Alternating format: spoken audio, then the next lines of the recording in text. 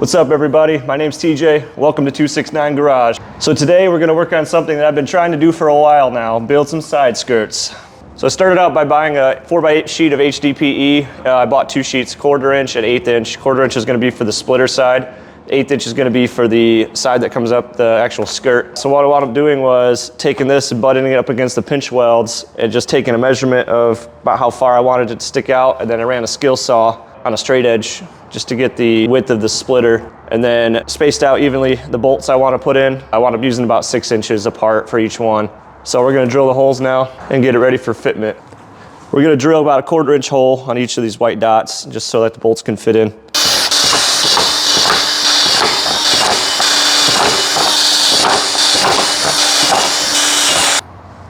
So I'm going to use these 3 jacks to jack up the car. I'm going to use these hockey pucks to protect the pinch welds.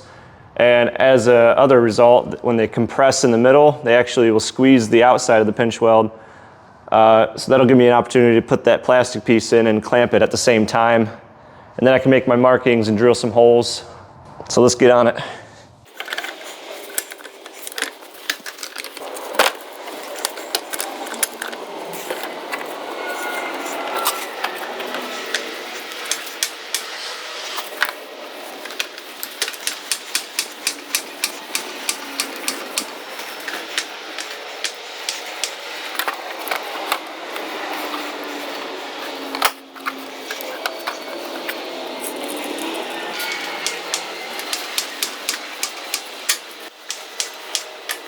Okay, now I'm going to drill all the holes anywhere I can get to them, and then I'll have to move the jacks later and drill the other ones.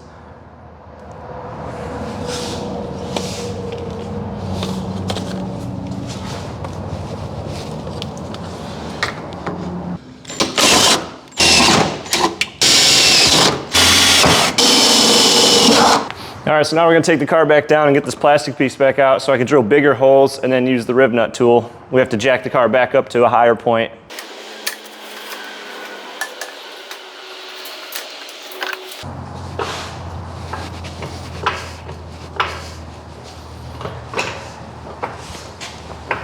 This part would be a lot easier with a lift.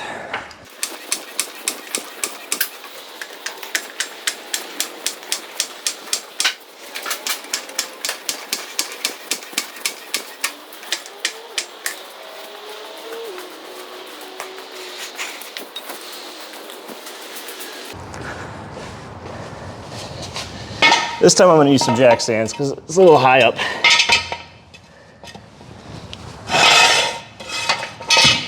So right after we drill these holes, we're going to put rivnuts in. If you've never seen one of these tools before, it's basically just a way to compress a... Here, let's see if we can get this into focus. It's a little collar, it's a threaded insert, and it just squeezes and grabs onto the metal that you drilled through. The trick is you have to drill basically just the size for this, and then you can't drill any bigger than the outer lip or else it'll go right through. So we have to get the right size drill bit.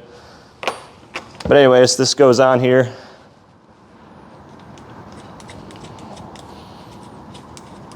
You thread it in all the way with it wide open. You put it inside the item you want to put a threaded insert in, and then you just squeeze, and then at the very end you'll feel it kind of give and it'll squeeze to it. You don't want to go too tight or else you'll pull the threads right through. I've done that before. All right, so I've drilled all the holes a little bigger and I painted them so they wouldn't rust.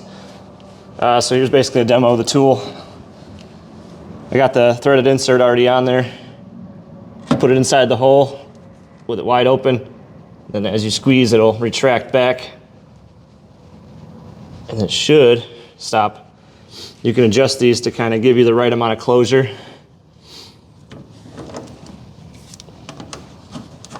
This one just threads out. I had another one where you pull it and it actually like spins like one of those old toys. So now you've got a place to put a bolt of your choice. In this case, I went with a 1/4 inch by 20 thread because they're very common and I had a bunch of them. So I'm gonna get all these finished and then I'll bring you back. Okay, so I got all the rivnuts done. I wound up only using half as many as I thought I would. It seemed like 12 holes was a little excessive. So I wound up taking this down. The couple of the holes didn't line up perfectly right where it was kind of bowing in the middle where the jacks weren't placed. So I elongated them a little bit. So that's the key of doing this is it's not gonna be perfect. So I'm gonna install it right now, see where it sits, and then take some more measurements for the side skirt.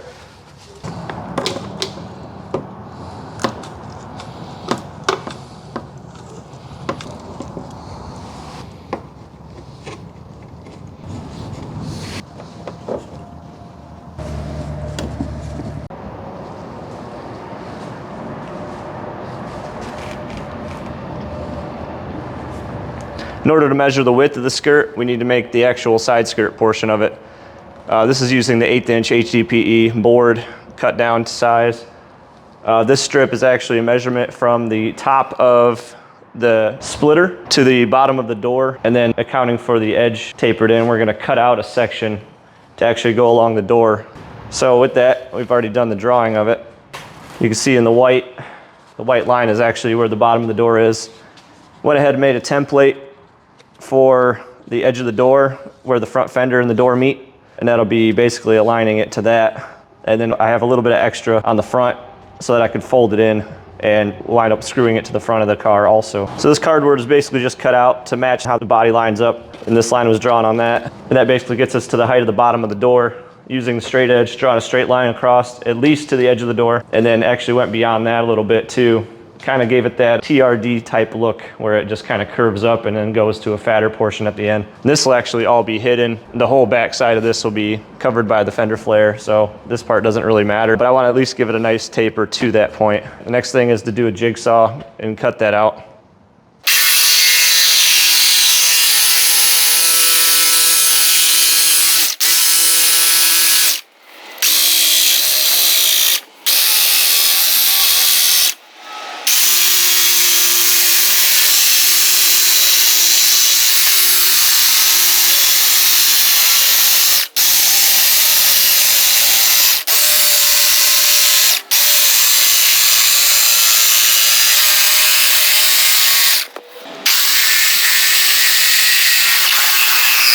All right, here's the rough out of that. I'm no freehand artist, so I definitely made a couple waves in it. So I'm just gonna sand, sand, sand until everything is flat and straight.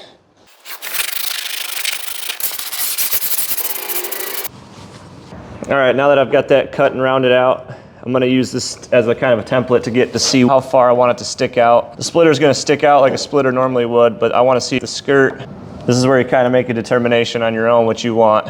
I kind of like it to go kind of with the body line a little bit and kind of curve under the car. Some people like to stick it out like this. I kind of want it to contour the frame. So I just got to get a common measurement down here and just do the same measurement the whole way down.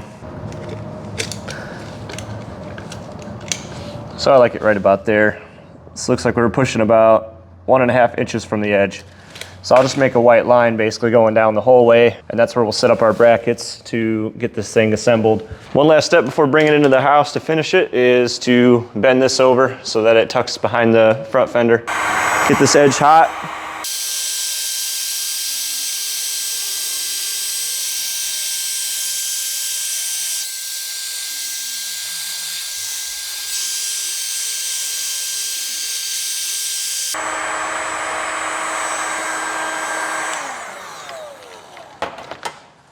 Should be able to just take a block of something flat, like aluminum, and just fold over the crease and pull and put tension on it, hold it for a while till it hardens back up again, just using the table as a form.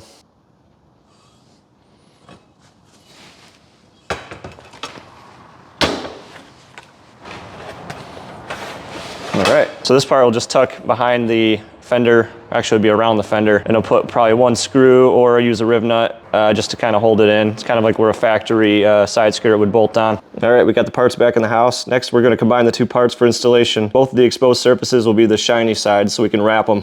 What we'll need to do this, I started out by using a deburring tool to clean up all the edges and the holes and stuff like that. And then we're gonna need rivet gun, 3/16 rivets, JB Weld plastic bonder, and 60 grit sandpaper. We're gonna need these little brackets here. They're gonna be what kind of supports the side, and we'll use the epoxy to hold that on and rivets on the other side. So let's get started. I'm gonna start out by scuffing the whole back side of the side skirt part, the rough edge. We're gonna make it rougher so that the epoxy will stick to the one half, and on the top side, we're gonna use VHB tape to hold it to the car.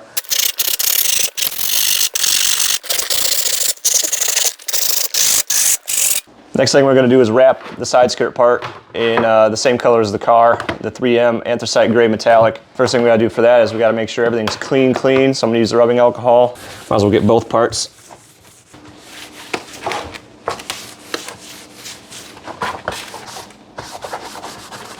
All right, so we'll let that dry and we'll come back and wrap it. So here's the 3M Anthracite Grey Metallic that I have. This is what the rest of the car is wrapped in. One thing about metallic wraps is they have an arrow on the back side. I think all wraps do, but in this case it's more important to make sure the arrow goes the same way no matter what side of the car you're on. So in my case, I wrap the car with the arrow pointing right. If I'm facing the passenger side, which is what this side skirt is, I will have to have the arrow pointing to the right or to the front of the car in this case. So I'm going to start basically flipping it over. Start with this end and work my way back.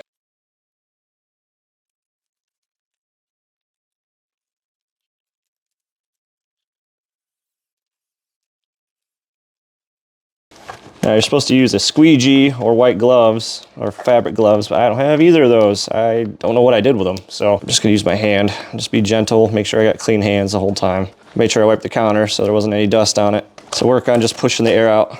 This is a nice easy flat one, so flat pieces are not too difficult to do. You really don't need anything to do them. Just gonna make sure you push all the air out, and then we'll do a post heat. No need to use any preheat or stretching on this one.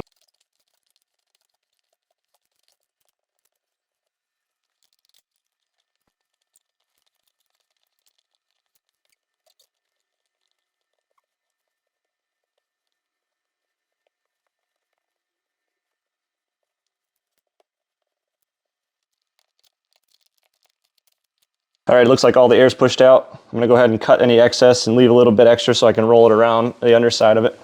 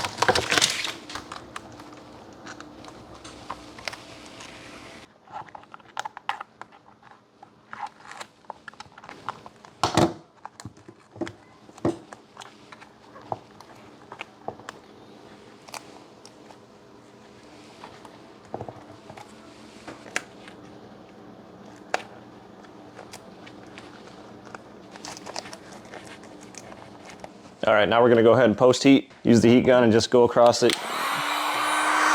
Not spend too much time in one place.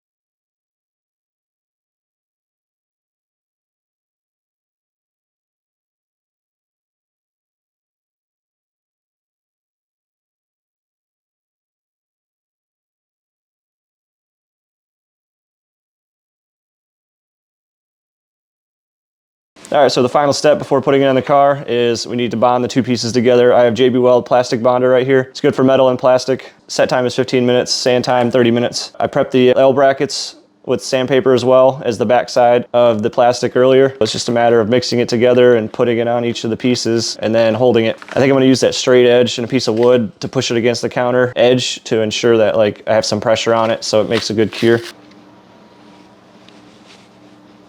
All right, so I'm gonna mix it in 3 different batches so that it doesn't have one big pool, pooling the whole entire tube of it at once. It cures too fast. So if you separate them, it extends the cure time a little bit. Spreading it out thin does the same thing too. But make sure we mix it thoroughly until it's all one color.